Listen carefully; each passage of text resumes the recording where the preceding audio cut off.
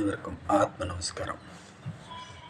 நேற்று திருமங்கலத்துக்கும் கரியாவட்டிக்கும் நடுவில் இருக்கக்கூடிய எஸ்பி நத்தம் அப்படின்ற இடத்துல ஒரு அற்புதமான மார்க்கத்துக்கு போயிருந்தோம். எங்கள் மார்க்கத்துக்கு இணையான மார்க்கம் இல்லை. வழக்கம் போல் அவங்க மார்க்கத்தை அந்த பெருசாக பேசக்கூடிய அந்த விஷயங்களெல்லாம் நடந்துக்கிட்டே இருந்தது. அப்போ அந்த நபருக்கு ஒரு 45 வயசு இருக்கும். திரும்ப திரும்ப அதவே பேசிகிட்டு இருந்தாப்புல. அப்போ வேறு வழி இல்லாமல் நம்மளும் பேச வேண்டியதாகிடுச்சு. நானும் முதல்ல அப்படி தான் நினச்சிக்கிட்டு இருந்தேன். அப்புறம் கொஞ்சம் ஆய்வு பண்ணி பார்த்தா அது உண்மை இல்லை. ஏன்னா நாளைக்கு ஒரு கட்டடம் கட்டணும்னா நம்ம எங்கேருந்து ஆள் எடுப்போம்? வெளியிலேருந்து தான் ஆள் எடுப்போம். அப்போ அவனுக்கு ஒரு நம்பிக்கை வேணும்ல. நம்பிக்கை இல்லாமல் அவன் உயிர் வாழ முடியாது இல்லையா? அவன் உயிரோடு இருந்தால் தானே நம்ம அவனை எடுத்து நம்ம ஒர்க் பண்ண முடியும். இப்போ அவனுக்கான நம்பிக்கை ஒரு கருப்பு சாமியோ ஒரு சீலக்காரியோ பிடிச்சிக்கிட்டு அவன் வாழ்ந்துக்கிட்டு இருப்பான். ஆனால் திருவண்ணாமலையும் திருப்பதியும் கத்திரிக்காய் கடை, அங்கே கூட்டம் ஜாஸ்தியாக இருக்கும். இது வைரக்கடை, நம்ம 4 பேர் தான் உட்காந்துருக்கோம் அப்படின்னு விளக்கங்கள் கொடுக்கும்போது அப்படியே கொஞ்சம் கவனித்து கேட்க ஆரம்பித்தாங்க. அதுக்கப்புறம் நம்ம மார்க்கத்தை எடுத்து விளக்கி சொல்ல முடியும்போது அதில் பல குற்றங்களை கண்டுபிடிச்சி பேசுகிற மாதிரி ஆரம்பித்தாங்க.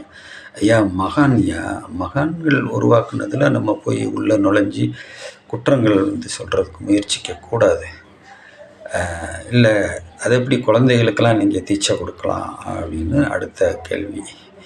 அவங்க மெச்சூரிட்டிக்கு வர்றதுக்கே ஒரு ஏஜ் இருக்குது, நாங்களாம் அந்த ஏஜில் தான் கொடுப்போம் அப்படின்னு சொன்னாங்க. வள்ளலார் எந்த வயசில் அந்த வெட்ட வெளியை பார்த்து சிரித்தார்? குழந்தையாக இருக்கும்போது தானே வெட்ட வெளியை பார்த்து சிரித்தார். ஜீவனுக்கு வயசு இல்லையா அப்படின்னு சொல்லி நிறையா விளக்கங்கள் எடுத்து பேசி ரொம்ப அன்பான விளக்கங்கள் தான். அப்புறம் அவங்களுக்கும் சமாதானம் ஆயிட்டாங்க. அப்போ உங்கள் ஜீவ சமாதியெல்லாம் உடல் சார்ந்த சமாதி, அது ஜீவனுக்குள்ள சமாதி இல்லை அப்படின்ற மாதிரி பேசினாப்புல. அப்புறம் அதுக்குரிய விளக்கங்கள் கோயம்புத்தூரில் பன்றிமடைன்ற இடத்துல எங்கள் சாமியோட சீடர் அடங்கியிருக்கிறார். அவரை சில மாதங்கள் கழித்து தோண்டி பார்த்தாங்க, வெள்ளைக்கார ஆட்சி அது. அப்போ உள்ளே இருந்து அவரை உயிரோடு எடுத்து உட்கார வச்சு பேசி மறுபடி அந்த சமாதியை கரெக்டாக தலையெல்லாம் நேராக வச்சு சமாதி வச்சாங்க. அதை வெள்ளைக்காரங்க நேரடியாக பார்த்தனால செம்பு பட்டாவில் எங்களுக்கு பட்டயம் எழுதி கொடுத்துருக்குறாங்கய்யா, இது அப்படிப்பட்ட மார்க்கம் அப்படின்னு விளக்கும் போது அப்புறம் கொஞ்சம் அப்படியே ஆஃப் ஆகுறாங்க. ஆனால் எல்லா மார்க்கங்களும் ஸ்டெப்பில் வேறுபாடு இருக்கலாமே தவிர அது மெய் மார்க்கம்னு நம்ம எடுத்துக்கிறலாம். ஆனால் இது மெய்யிலும் மெய்யான மார்க்கம் அப்படி வாங்க. இது மெய்யிலும் மெய்யான மார்க்கம். இந்த மெய்யிலும் மெய்யான மார்க்கத்தை அடைகிறதுக்கு சில ஜென்மங்கள் எக்ஸ்ட்ரா பிடிக்கும்.